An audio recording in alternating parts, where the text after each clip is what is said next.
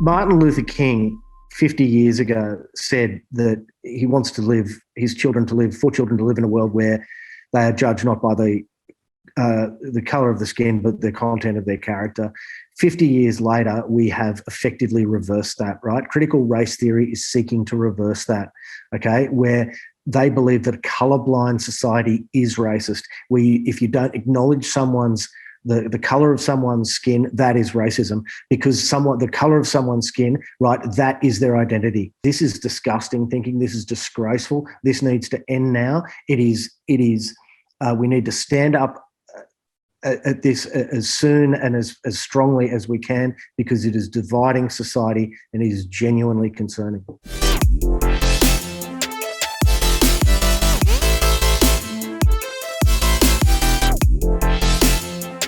G'day and welcome to episode 36 of The Other Side Australia, the podcast and video show that brings you the news and views from a centre-right classical liberal perspective. I'm Damien Coury.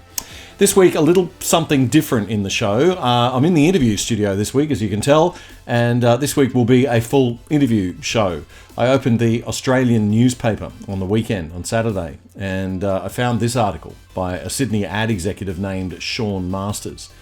Masters comes from a family of famous journalists and media people, and he's a self-confessed former lefty.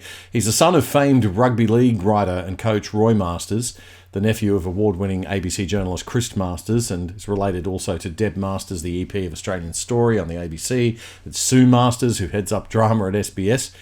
But Sean is very, very concerned about the rise of Marxist critical theory in Australia under the guise of woke, of being something good and kind and righteous when it is anything but. He begins his article for The Australian with the words, "I've been building brands for 20 years and I've never seen anything like woke. It's a mistake to think of this dangerous ideology as just a bunch of disorganised radical students virtue signalling wherever the woke wind takes them. It's better to think of it as a highly sophisticated lifestyle brand." Well, I'm very pleased to say that Sean Masters has agreed to join us for an in-depth interview to discuss his article this week. Sean, thank you very much for taking this time out of your holiday to join us on The Other Side Australia. Before we get into talking about the nature of woke and where we're at in Australia at the moment, could you just take us through your thesis, your idea that woke is a brand, and why all of this stuff really worries you so much? Yeah, sure. Look, I think the overarching point of the article that I'd like your listeners, viewers to understand is that, this is an ideology that has been decades in the making. It has come out of postmodernism thinking, which is spawned from Marxist thinking, from the 20s through the 60s. The last go they had at it was in the late 80s.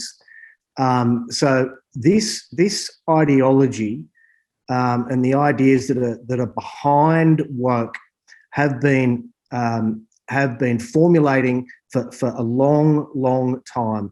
So that's the core idea that I want people to understand. And it's a disparate group. There is no centralised command. It does have its leaders, but it is organised in that it has everything a brand utilises to communicate its message, from its iconography to its taglines to its hashtags, which need no explanation. Every element of this is designed to creep into our synapses and control the way we think, just the way a brand does. And it's not the brand woke as much as it's the brands that woke ideology informs, I guess, like BLM, like Extinction Rebellion, that sort of general thinking and positioning. Okay, so I mean, there's a few different ways to, when you mention the word woke and brand and you align those two, there are a few different ways to take it. You know, a little along the track in this discussion, we'll talk about the brands, the actual commercial brands that have adopted woke. But if you are to look at the brands under the woke umbrella, as you say, Black Lives Matter and of course Antifa, both have a woke agenda at their heart. And as I mentioned, you know, they have all the iconography and the symbols and the taglines that a fantastic brand has. And in the instance of Black Lives Matter, you know, the beauty of that is you cannot argue with Black Lives Matter. I mean, that is, no. I mean, you simply can't argue with it, and if you do, you are disemboweled publicly. But both Antifa and Black Lives Matter have at their core this woke ideology, which is at its heart very dangerous. You know, for example, if I could just spin off to a second to discuss what exactly this kind of ideology is underpinned by and why it's so dangerous. Your viewers may not have heard of something called critical race theory. Some will have and some won't have. Critical race theory is deeply, deeply disturbing. It's extremely dangerous, and it is dividing our society. It certainly has driven a wedge through the heart of America. It's doing the same to England. And it's deeply scary, and a lot of people are really worried about what it's doing to America. I mean, it is not overstating things to say that America is genuinely close to civil war. There is the blue state and the red state like it has never been, apart from the civil war itself. And you have got and it is because of something like critical race theory that it is dividing the country. Critical race theory believes that racism is the norm. Critical race theory has it that racism is inescapable. It is in the air we breathe. It is in our institution. It's woven in the language. The critical race theorists believe that there cannot be a social interaction without racism being present. So the statement from these theorists, like Robin DiAngelo, is the question is not did racism take place, but how did racism manifest itself? So if you are, and here's an example that they use. Imagine you're a shopkeeper. Yeah. This is the standard example that they use to explain critical race theory. You're a shopkeeper, you're out the back. While you're out the back, a black man walks in, a white man walks in. Then you walk out the front and you see a black man standing there, customer standing there, and a white customer standing there. Now, critical race theorists believe that if you serve the black man first, you either do so because of some kind of positive discrimination and therefore are inherently racist, although in a positive way, but you're still racist. Or alternatively, you're so concerned that a black man is in your store that you want to serve him first and get him out. Or alternatively, you serve the white man first, in which case you are just overtly racist. Now, I don't want to put you on the spot, Damien, but imagine you are a shopkeeper and you are out the back, and then you walk out the front to the counter and you see two customers standing in front of you. What would you say? I'd say who got here first, I think. Yeah, of course. Now, such is the way this ideology has manifested itself and crept into people's psyche that everyone just accepts this absurd analogy as going, oh yeah, okay.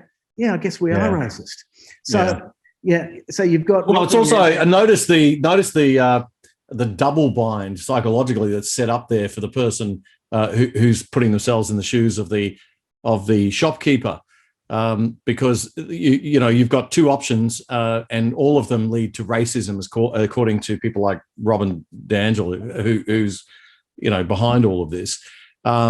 also the other thing that popped into my mind was, are we assuming that the shopkeeper is white? Yeah. So Yeah. So hello, who's the racist, right? Yeah, It's exactly. that whole backward thinking. It's just it's obsession. It's an obsession in a cult-like, sick sort of way, isn't it? It's really it's disgraceful. So out of this spawns a lot of thinking, which is the concept of anti-racism. You've got Ibram X. Kendi's book, How to Be an Anti-Racist, been on the New York Times bestseller list for months. It is not enough to be against racism. You have to actively be anti-racist. So throughout your life, you need to constantly be aware of your own racism, and you need to work against it.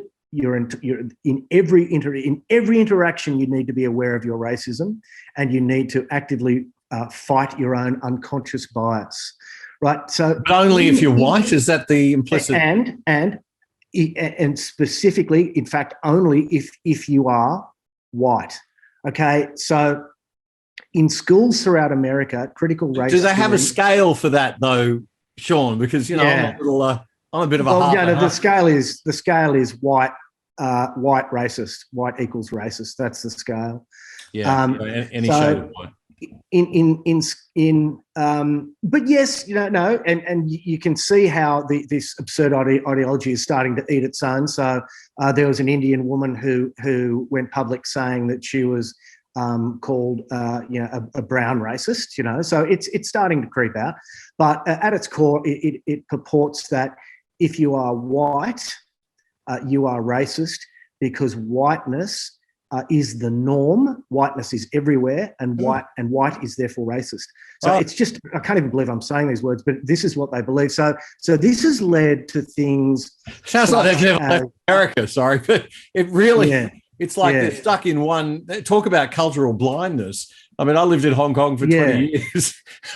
I'm sorry, but white is not the majority on most of the planet. When you go to a diversity, inclusion, and equity training, you think to yourself, okay, diversity, that sounds good. Inclusion, yeah, I like that. Equity sounds like fairness to me. It is not. This is it's the opposite. Okay, there are some deeply disturbing ideology behind this, and critical race theory is one. You've also got an idea spinning out of this postmodernist ideology is the idea of intersectionality, which relates to this hierarchy of oppression. So you've essentially got white heterosexual men at the top of this pyramid of a hierarchy of oppression, and everyone else underneath that is oppressed. And it relates directly to this concept of intersectionality, where that if we can unlock one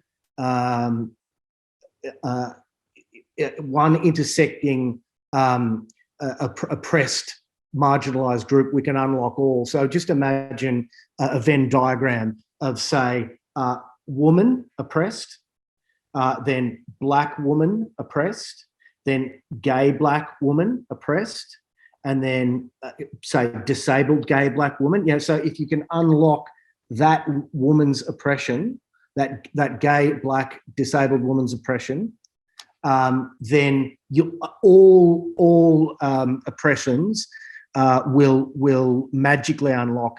And it just doesn't work, because quite often these agendas grind against each other. For example, if you're to take trans,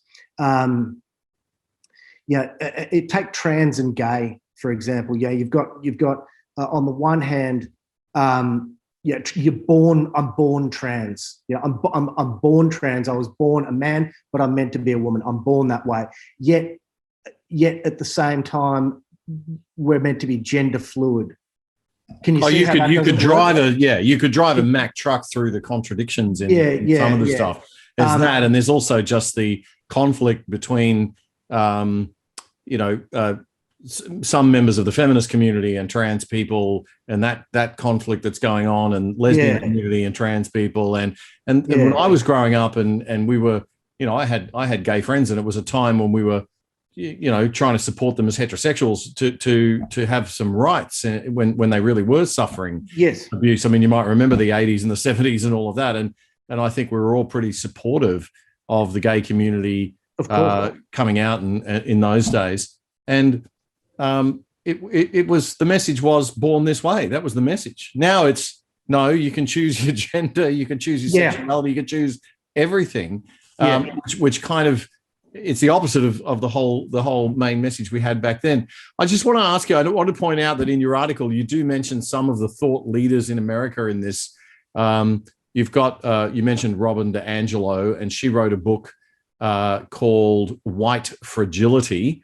There's also Ibram X. Kendi, who's obviously must be a fan of Malcolm X there. His book is How to Be an Anti-Racist. And then there's another woman is it Ta-Nehisi Coates? That's Between the World and Me. Yeah. So these are the books that would be read by a lot of young people these days and would be heavily influencing them. They are capitalizing on the sense of victimhood, right? Everybody wants to be a victim. The more victim points you have in this hierarchy, the more, I guess, cultural power you have in any given setting or interaction. This is not different to the class structure that Marx originally, spoke about, and that Marxists have used for decades to divide societies. I heard someone the other day mention that the class division isn't working because the traditional Marxist idea that capitalism is bad and will naturally destroy itself didn't work. Capitalism evolved into a slightly fairer system, and it's pulled a lot of people out of poverty. Free market economics has pulled a lot of people out of poverty and lifted the world, and it actually enhanced equality. So they haven't got that anymore to divide us with. So to bring on their beloved revolution and all the change that they want to bring on, they need to create new divisions, and they're using critical theory, critical race theory, critical gender theory, all of that stuff to do it. So is your understanding that the agenda behind this, and you probably understand this a lot better than I do, but the agenda behind it, the question is, why are they doing it? Why the desire to create so much division? So you're quite right in what you say. Around the 1920s, the communists were in deep states of depression because they could see that communism in the form of Lenin and Marxist being workers unite was not going to work. So as it evolved through Foucault and Derrida and the postmodernist schools that I've mentioned. So these are the academics and the philosophers that came out of that. Yeah, Foucault is the grand master. Foucault is is Dr. Evil. The postmodernists are quite overt in their writing, where they say very publicly that to unite the workers, that did not work. What we now need to do to get in power is to speak to the marginalised, speak to the minorities, and our next great war will be a culture war. Okay, and that's what we're in right now. So in the 1920s, they said that. It evolved from the 1920s. That's when the understanding that communism in its typical form, where you unite the workers, was not going to work, and as it evolved, So, I mean, they're quite overt about wanting to gain power. So I guess the most difficult question of all is why and who, and this is a question that everyone's sort of wrestling with. And the consensus is that ideas are like viruses, and people want something to believe in. People want to be behind a great movement. People want to change inequality when they see it.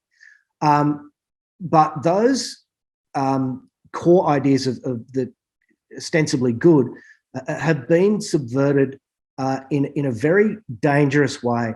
So these mind viruses, these ideas have crept into academics. I think the latest statistics show that over 90% of professors in America are left-leaning. Wow. So this ideology is just swept through academic professions. And then it gets into HR, then it gets into corporations, and then it's backed by, what is referred to as the useful idiots, quite brutally. But I mentioned in the article, this has been manifesting for quite some time. But the 2008 financial crisis left a disillusioned generation that knew they would find it very difficult to buy a home, and why should they buy into the capitalist ideal? And that at the same time, in society right now, we are experiencing a religion-shaped hole that politics is filling. Now, whether you are or are not religious, it must be stated that it's at least something to believe in, and the human condition requires something to believe in. You want a grand narrative out of life. Well, this is something to believe in. The postmodernists are telling these young kids that here's something very simple to believe in, and it will change all inequality, and everyone will be happier, and we will live in a wonderful utopia. Well, life just doesn't work like that. And once you upset, 500 years of liberal thinking, of liberalism with its ideals in the sovereignty of the individual, free speech, the concept of truth, the belief that in truth, which all three things this ideology does not believe in. So the world starts to spin on its axis, and you can see the divide take place. Society changes gradually. And as Douglas Murray says in The Madness of Crowds, it's like we were in a train pulling into a station, where we're about to reach the ideal, and all of a sudden this woke ideology came along in about 2013, and the train suddenly picked up speed, careered off down the tracks, and is now sped off and crashed. Yeah, and it's tragic. That's essentially. I mean, change takes time, but for the young generation, that they want to do it now. But also, I think this has been creeping in for quite some time. I mean, you mentioned the last time they tried it was in the late 80s. I was aware of the 60s, of course. Yeah. But what happened in that late 80s period? There was a strong postmodernist agenda. That was our we would have been, Yeah. No, I went to university in 1989, and that's when it struck. Yeah. It took about 6 years to subside. But this time, this is a different beast. And there's a lot of very smart people very concerned about this. I mean, I wrote that article because I'm really concerned about Australia. I've been monitoring closely what's happening in England and the States. And look, it hasn't hit our shores as strongly, but it's coming. There was a moment, it was a few months ago now, about 3 months ago, where Michael McCormack, the acting Prime Minister at the time, said that we shouldn't be saying Black Lives Matter, we should be saying all lives matter. And Chris Bowen, the Opposition Health Minister, replied by saying that to diminish Black Lives Matter and say that all lives matter is beyond disgusting. Wow. Right. So just let that sink in for a second. To say, now I'm paraphrasing perhaps unfairly, but I will paraphrase. To say that all lives matter is beyond disgusting. Right now, that is the politicization and the racialization of human life itself. And you can see a divide right there between Liberal and Labor, where Liberal are saying, no, we reject this woke ideology. All lives matter. And you've got Labor, media advisors, whoever, political advisors, whoever's behind them, saying, no, we're going to embrace the woke ideology. Well, they've just lost an election massively, a by-election massively in New South Wales State, in the North Hunter by-election, where 82% of the people who voted for coal jobs. And that's kind of a little bit of a barometer on woke culture, because the Labor Party is wrestling with this split in the party at the moment between the inner city woke left and the traditional working class, which conservative parties all around the world have managed to take on that working class. When Boris Johnson beat his opponent back in 2018, late 2018, and it was another surprise win, I wrote a piece on LinkedIn about the danger of marketers and public relations people and HR people embracing woke too readily and lining themselves up with this ideology that really is not necessarily embraced by more than half the population. That we live in a very politically divided world, and it's in the West, and it's very, very dangerous for a brand or a company or a business or even a political party to align itself too heavily with one political agenda. And so it sort of turned on its head all of the traditional corporate social responsibility marketing that we've been doing, and the sustainability stuff that's come through.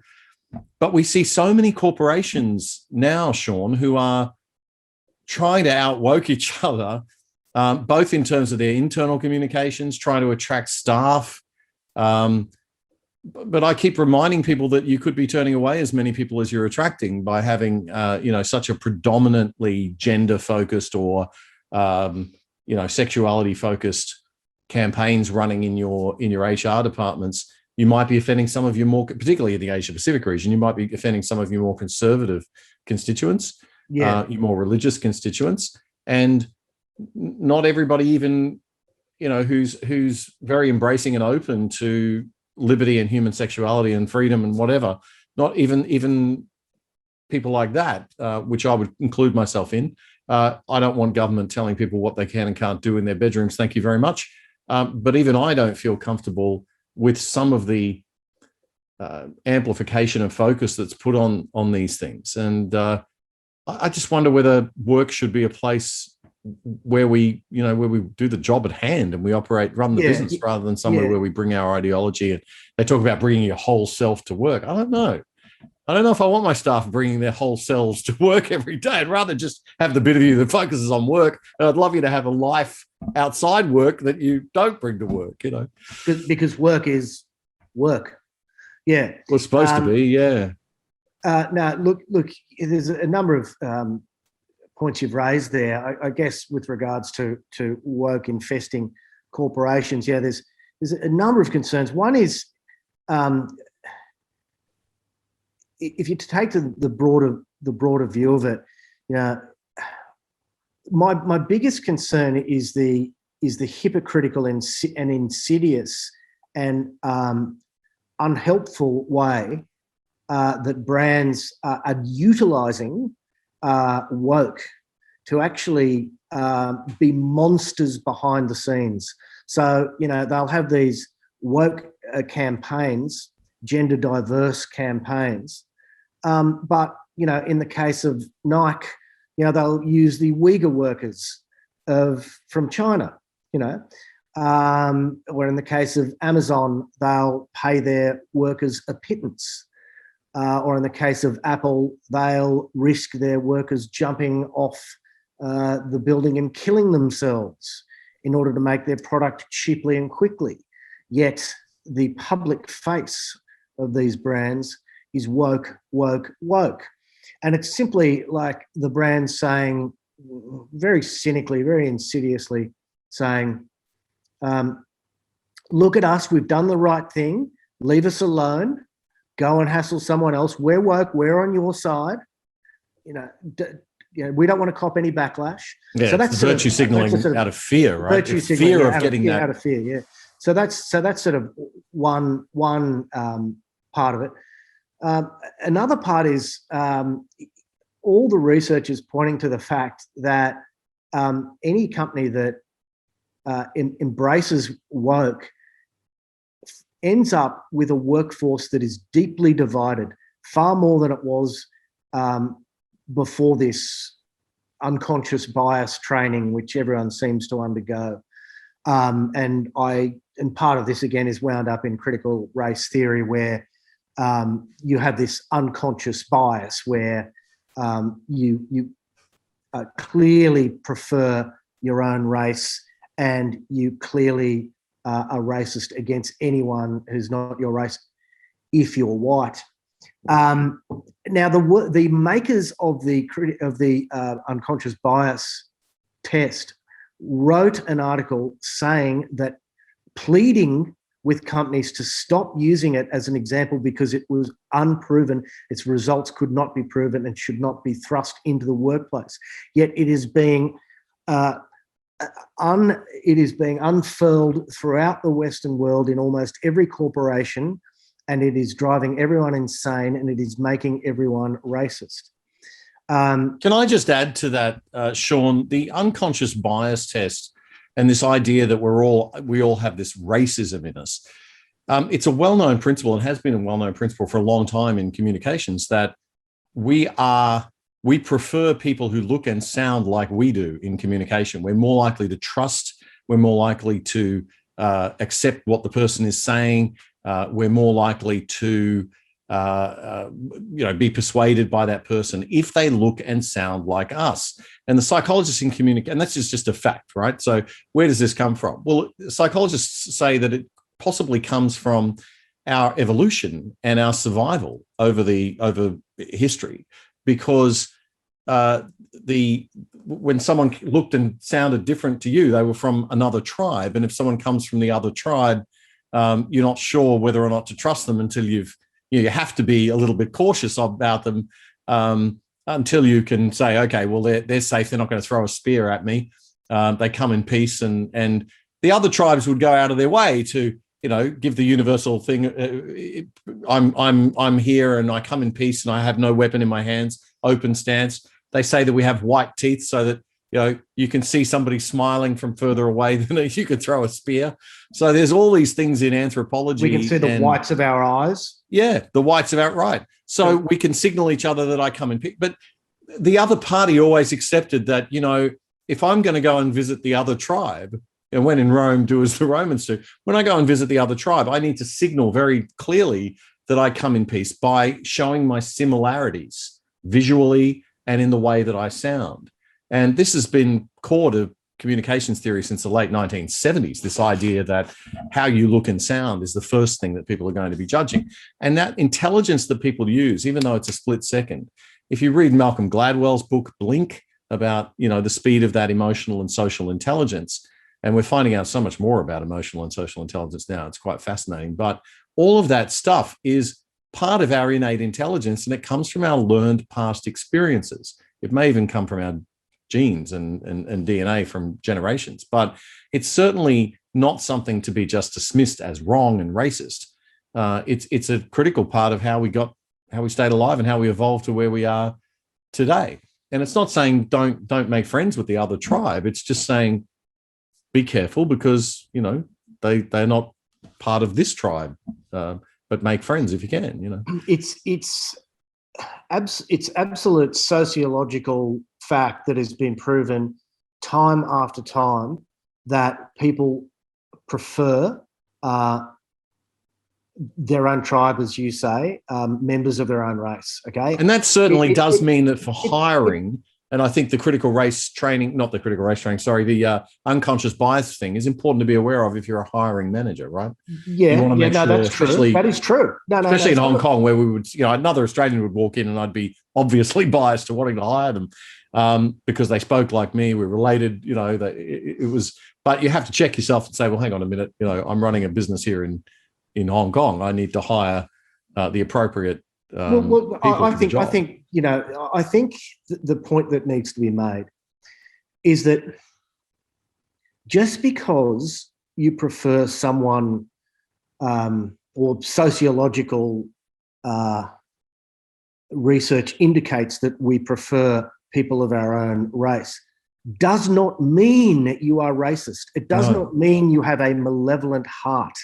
There is a hilarious musical, which is sort of piss take on the Muppets, called Avenue Q, and it has a wonderful song in it that says its chorus is, wouldn't the world be a little bit better if wouldn't the world be a better place if everyone just admitted they were a little bit racist?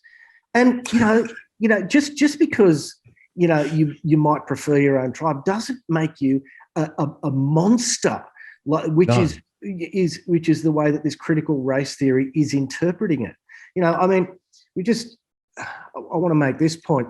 A lot of the left, certainly in Australia, can't quite understand why Trump was voted in 2016 and was very nearly voted in recently. And if it wasn't for COVID, he probably would have been.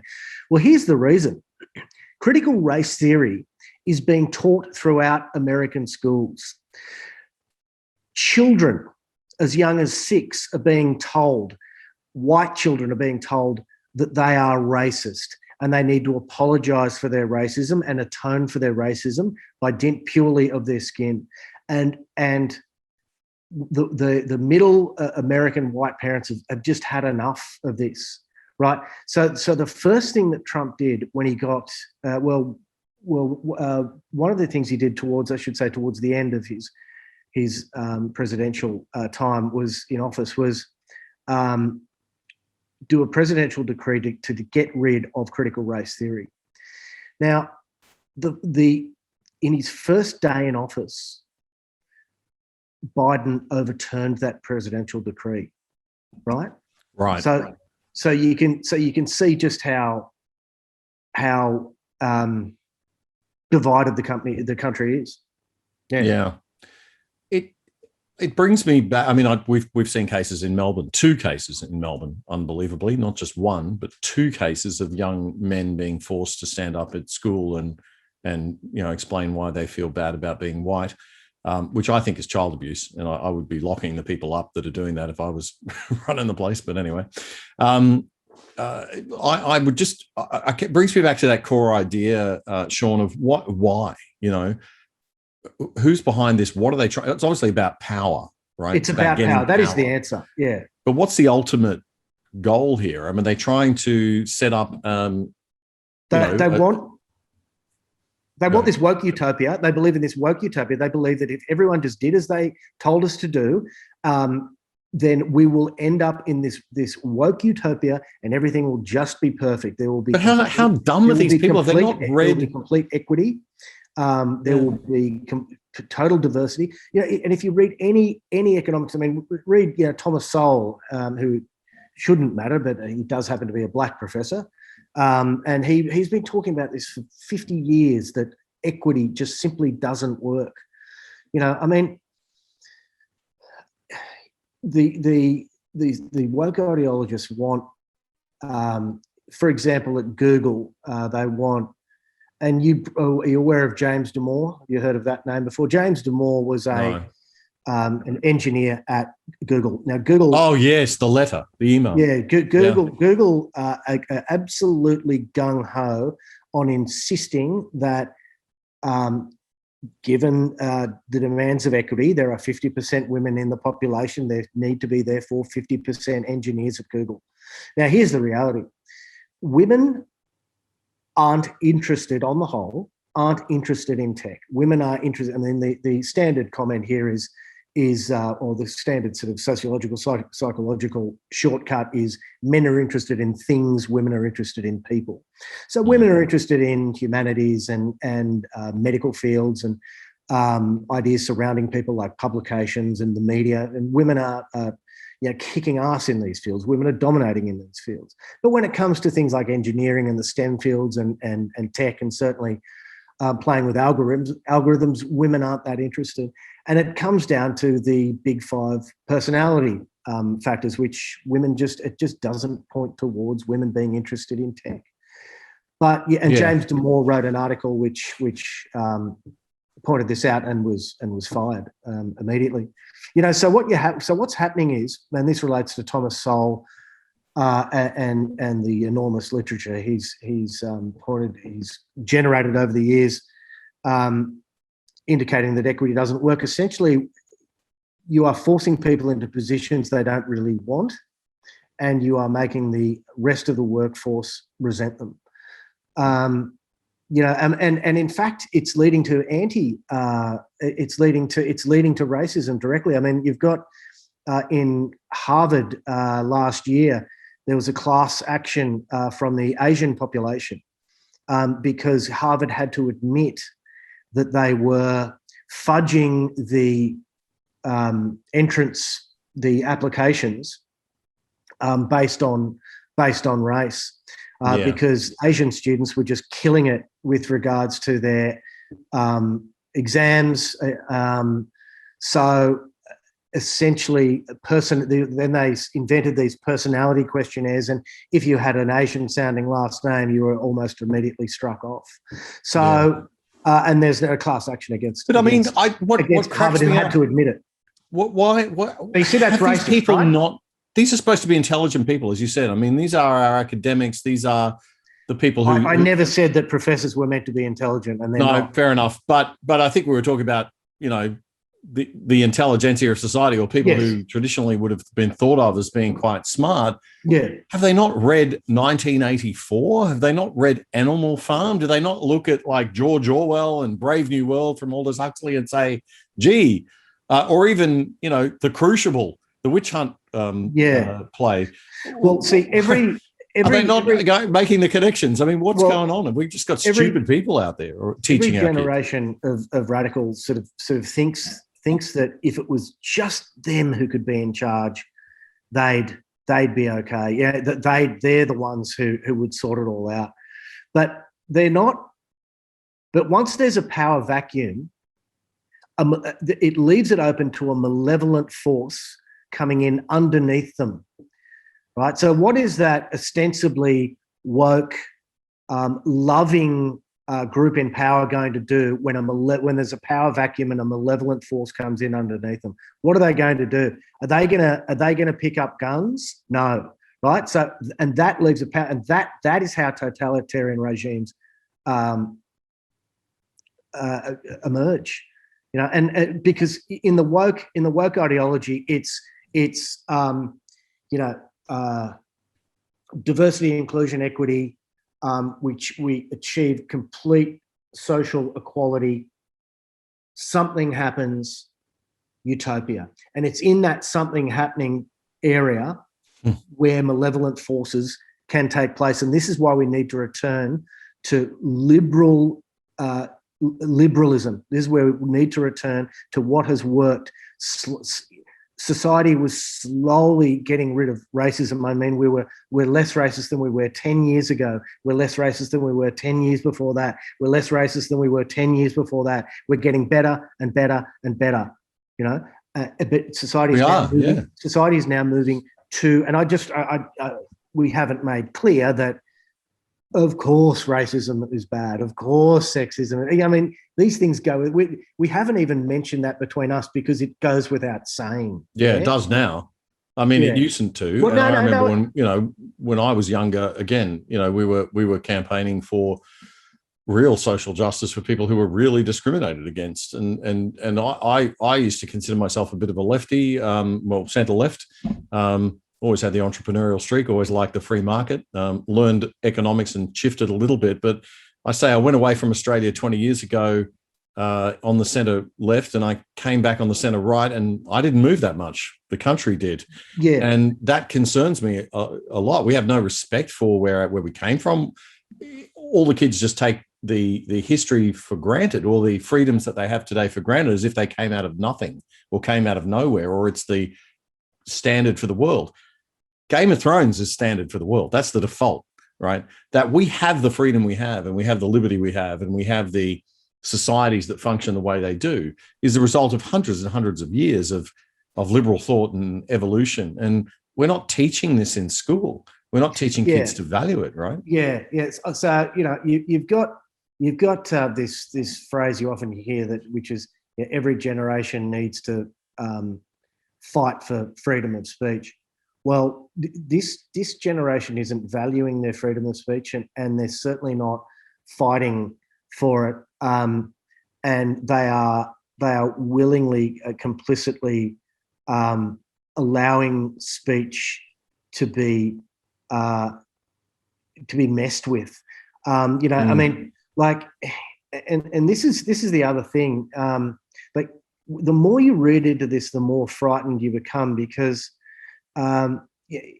every totalitarian regime, the first thing they do is they start changing with and controlling speech, language, and the written word, right?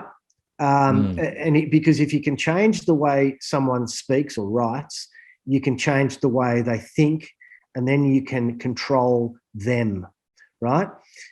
So, a friend of mine started a job with the government, working in, I think, the health department. She underwent her diversity, inclusion, equity training, and that included the fact that you are no longer allowed to use the pronoun him, her, he, or she. You have to use the pronoun they. Now, that is a grotesque manipulation of the language that is nonsensical, because it is a plural, right? So you can see how they're literally changing the language, and this is a deep concern. And it was, of course, Jordan Peterson, who I imagine everyone's heard of, that really flagged this issue in 2018, where he publicly stated that he went against Bill C-16, which was a bill due to be passed, which now has passed. It flew through Canadian Parliament unanimously, that stated that you have to refer to a transgender person by the pronoun of their choice. Now, Jordan Peterson reacted against this, because that is a direct incursion into our freedom of speech, right? That is by law making you say something, right? Now, of course, the left turned this into a transphobic debate, which it never was. It's a freedom of speech debate, right? So we need to stick up for our freedom of speech, and we need to take back the language, because it is being controlled, and it is being controlled in order for these postmodernists to gain power. And I know that's difficult to wrap your head around, but that's what's happening. They've got a whole bunch of foot soldiers out there who desperately want something to believe in. A lot of them think they're doing the right thing, but a lot of them are enjoying the power. A lot of them are enjoying the being part of a hit squad on Twitter, where they cancel someone who says the wrong thing. A lot of them enjoy signing whatever petition it is to get a company to change the name of their product. This is about power, and you can see you can see it in the delight people take when they take down someone, when they have someone cancelled. So yeah, I want to get on to sort of where we go from here in terms of fighting this. But before we do that, I just want to come back to your point in your article about how dangerous this is.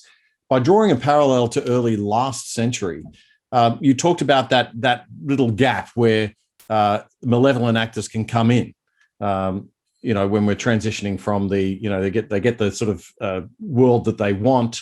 Now we just need to take that extra step and get the government that we want, and then we can control everything. And it's in that transitional phase that you find malevolent actors taking advantage of this stuff. So, I mean, this is parallel to Stalin, Mao, Hitler. I mean, all of these people manipulated the environment they were in using the tools of propaganda and branding and slogans and cults and uniforms and design and logos and everything to create a new psychology almost. And that led to people willingly transferring their power to the state the state becoming bigger and bigger and more powerful, and then, of course, the state then taking away liberties and turning on its own people, so that we saw the deaths of tens of millions of people at the hands of their own governments in the 20th century. And this is something that the youth of today just seem to be just completely oblivious to it, or blasé about. It's like, no, if you lose your freedom, you get that 2 a.m. knock on the door and they take daddy away because he wrote something online or he said something online. And we came very near to that in Melbourne with that woman who was, wrote that thing on Facebook, and then the police rocked up. That was the sort of thing I used to worry about happening in China. Now I worry about it happening in Australian Labor states. It's scary. And it isn't a big leap to go from that to what we have in Hong Kong now of, the 2 o'clock knock on the door and people who used to be just ordinary run-of-the-mill democracy activists in an advanced, civilized, Western-style city being carted off to jail. It could happen. If it's happening in Hong Kong, it can happen in Sydney or Melbourne. Well, and don't forget that this is coinciding with an advance in technology where you've got facial recognition technology, and woven into that is the Chinese using this technology to spy on neighbours and make everyone accountable. So there's actually everything in place to enact a totalitarian regime. People would say we're paranoid, say, right? But, I get that all the time. Do you get that? Your friends saying you're paranoid or you're worrying too much about it? But I think many people have said this. I mean, just look at the complicity in the population in Melbourne with the lockdown. I mean, it's clear that I found that the population of Victoria, Melbourne specifically, was too complicit in that lockdown. They didn't value their freedom enough. And they're almost too obedient of rules.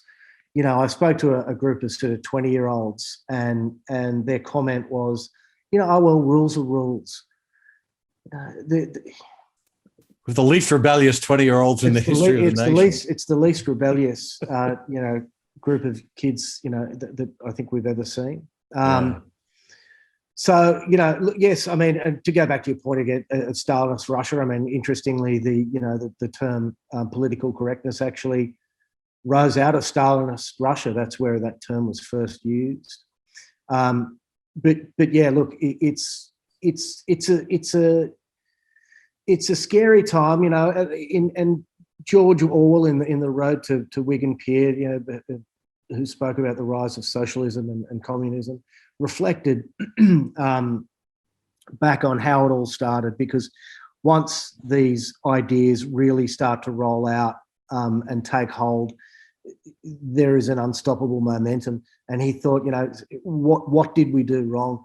And his conclusion was that it needs to be stopped in the early days. It needs to be, it needs, people in workplaces, when they undergo this diversity and equity and critical race training at workplaces, to stand up and say, no, I will not tolerate you telling me that I am a racist. I am not a racist.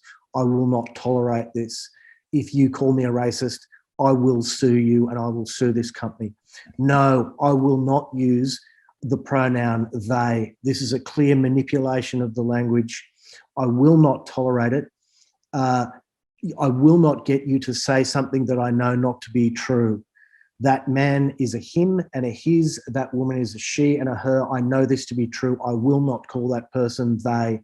We need to stand up to these minor transgressions every day, in dinner parties, in conversations. We need to stand up to this agenda before it takes hold.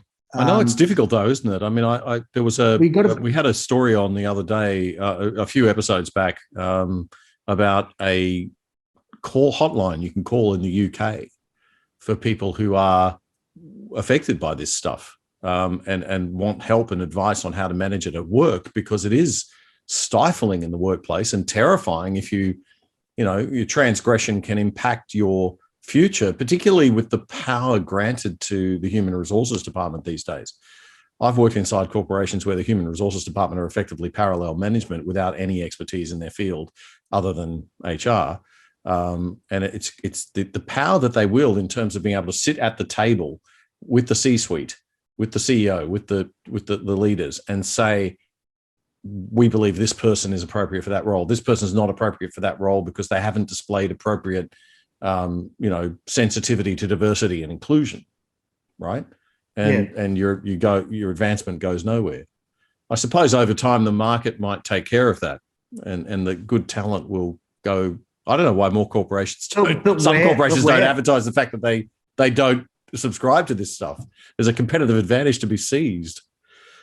No, exactly.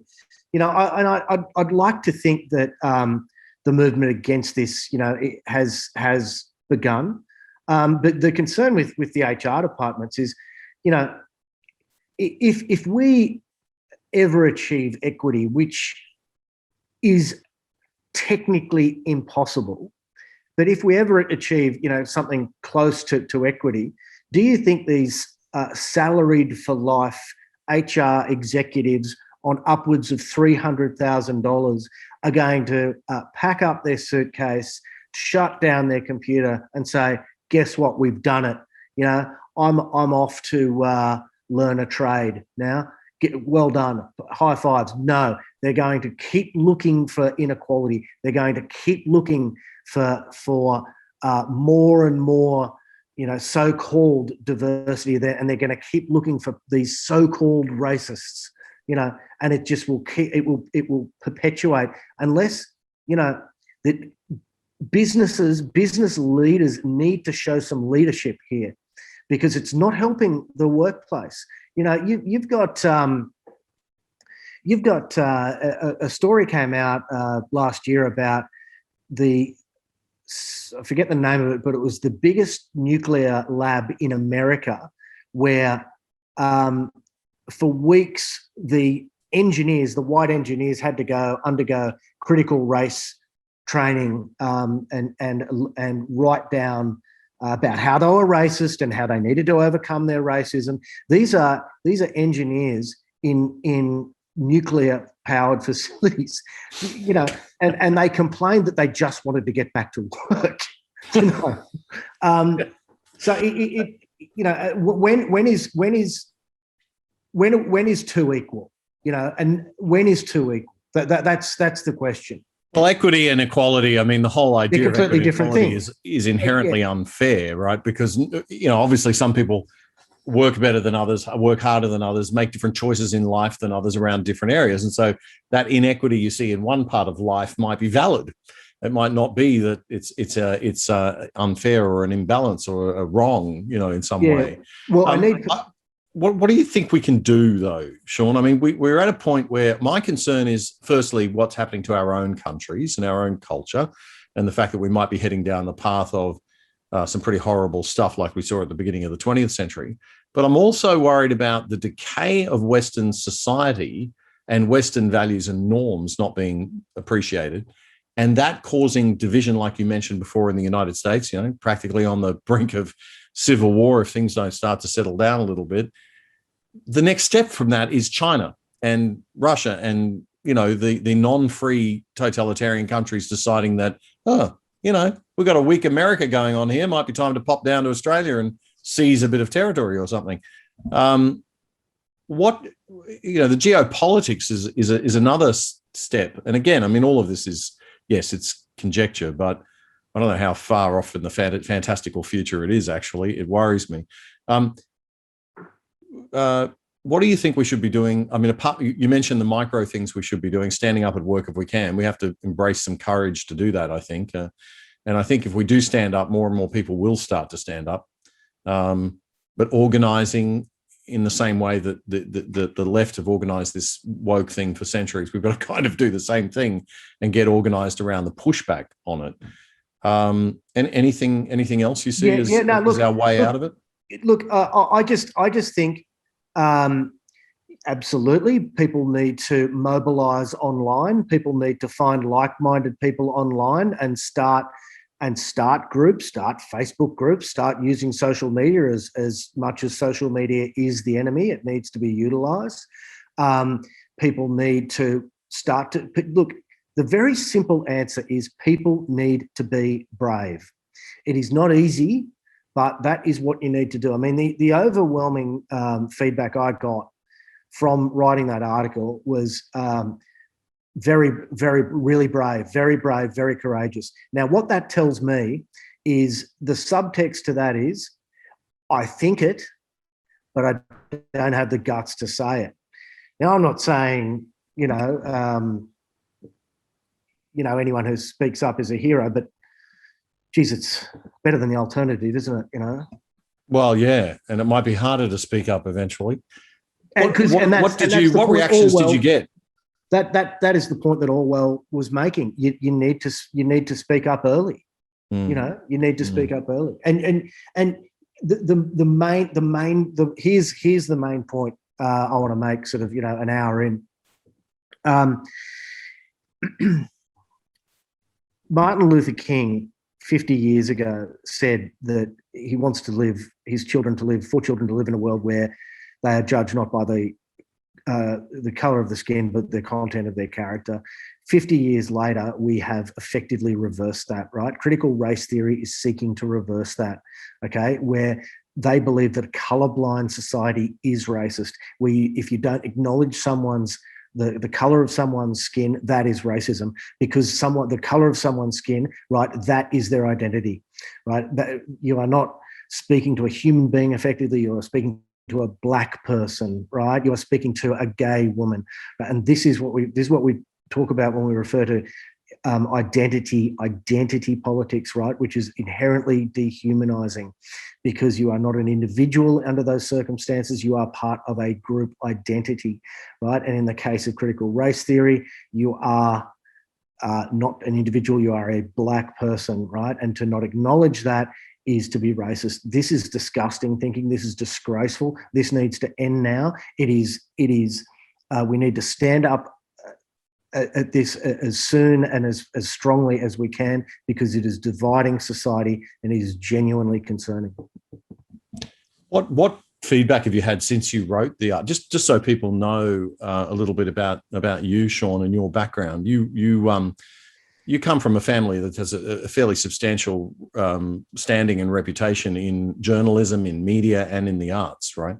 Yeah. It's very interesting the journey I've taken, which we discussed before the call. I've been left wing all my life, and in fact, many of my sensibilities are still left wing. I believe, I believe there needs to be a safety net for those less fortunate. I mean, for example, 10% of the population has an IQ of about 90, and that means that portion of the population find it very difficult to do anything other than very menial, very simple, repetitive tasks, and they find it very difficult to follow instructions. What are we meant to do? Just like throw these people to the scrap heap? No, and because it is by dint purely of IQ, right, and which is purely genetic, and every single piece of research on this indicates that, and that scientists keep testing it, and it just keeps coming back to genetics, right? Genetics equals IQ. It's a very uncomfortable fact for people to understand, but that is the case. So what are we meant to do with these people? Just throw them out? No, of course we need to take care of them. What other left-wing sensibilities do I have? Of course I'm not racist. Of course I believe women are equally as capable and as intelligent as men. They're not as strong as men, but apart from that, they're of course equally as capable as men.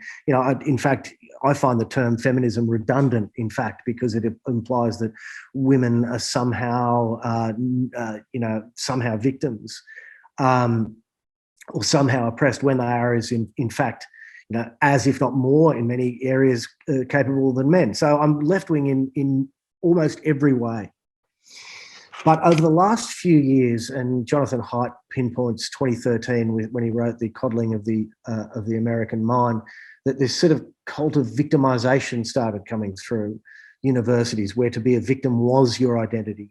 And out of that sprung the oppression hierarchy. And out of, and then sprung these ideas that we've discussed, and they washed through universities to HR to corporations, and we've discussed all this. So I started looking at the left, and the moderate left need to take some responsibility for not nipping in the bud this radical thinking and allowing the radical left to completely overtake the left-wing agenda.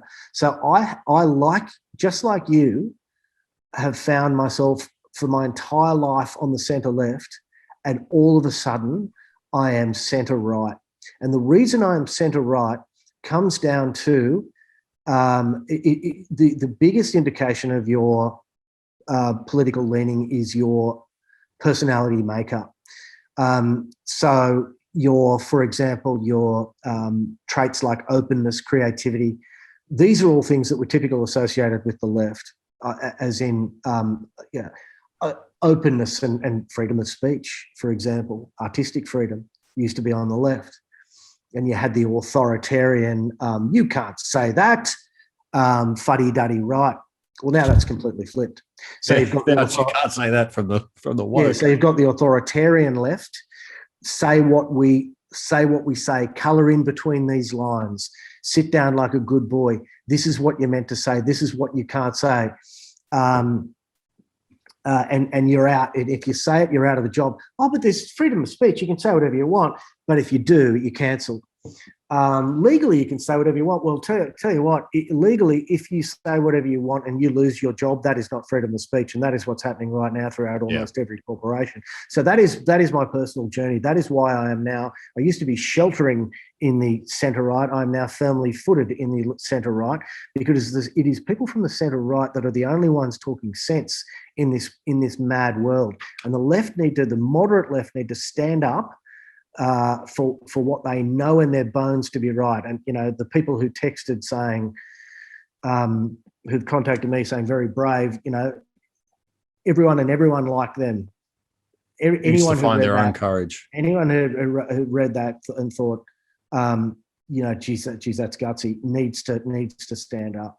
We all. I couldn't agree with you more. Obviously, I've been through a similar journey, and I have a lot of relatives and friends. It took me a long time to decide to do this podcast, and we started it last August. But the number of friends that I don't hear from anymore, the number of, the stuff that I do hear, the attacks that I get, it's just extraordinary. And, but I do think it's the minority. I do think it's a noisy. It is unquestionably their bark's worse than their bite, and we need to stand up to them. Their bark is most certainly not worse than their bite. Their bark means that you will lose your job. You will be socially ostracised. Their bark is absolutely frightening. But what the point you did make initially is absolutely correct. The statistics on Twitter are, 1 in 5 people, 20% of the population is actively using Twitter. Of that 20%, here's the kicker. Of that 20%. 10% of that 20% are responsible for 80% of tweets. So this is a fraction. Have you got that? Yeah. So this is a fraction of the population that we are listening to, all of which, virtually all, literature, the research indicates that virtually all of Twitter is left-leaning. I tend to live in a bit of a right-wing bubble on Twitter, or centre right-wing bubble, I like to think, because I've probably annoyed most of the far right with my liberalism, which I have make no excuse for. Far left, But what are the percentages on Twitter? I mean, I'm not familiar with exactly if any research has been done on the political persuasions of people who are active. I believe it's about 80% left. Okay. Yeah. So I'm just not seeing that because of the algorithm, I guess. But I do go into left-wing Twitter occasionally and get terrified out of my wits, I got to tell you, by what I see and read. But the key point is 20% use it. Of that 20%, 10% are responsible for 80% of tweets. So it's a fraction of the population that has this enormous political clout. You know, I mean, brands have got to stand up to it and just go, no, yeah, they are bullies, right? And it's a truism. If you stand up to a bully, they'll go somewhere else. So brands have just got to go, no, we won't change the name of our product. We won't do what you say. We won't be dictated to. So as a guy who works in advertising copywriting in Sydney, I mean, that is a pretty woke universe. Yeah, compared to a lot of Australians. Yeah.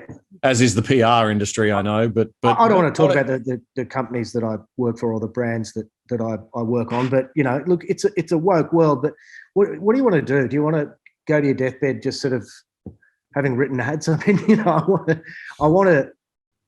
just wanted to do what was right. I wanted to do the right thing. Yeah. Yep. I hear you. That's why I volunteered to do this show, which I spend probably too much of my time on for nothing, but it's a joy. It's a pleasure to be able to speak to people like you and to actually create and produce something that I actually believe in. And I do think we are at an interesting point in culture at the moment, and only one side was being heard, and it is time to give some space to the other side. Sean, thanks so much, mate, for your time. I really appreciate that. I know you're on holidays and you've taken time out to do this. So, very, very grateful for that. I think no problem. Everybody will be very pleased to have heard this interview and have heard you speak. Can you just let us know if people want to follow you, your social media, if you'd like to give that a plug or anything? No, you're not doing it? Fair enough. I can't say I blame you. I only do it because I got to. Good, fine, excellent. Yeah. Haven't got a book coming out you want to promote or anything? No. Might be time for one. No, look, it might actually. Yeah, it might. Yeah. Any advice for brands just before we finish, just in terms of as I said, I mean, what would you say to a brand? As I said, look, people are sick of it. People are sick of woke, right? I promise. Brands need to stand up to this. I promise you, 90% of the population is sick of this nonsense, and they know it's hypocritical. They know behind the scenes what's happening. People aren't stupid. Well, and now the news. It's all bad, and there's no reason to smile.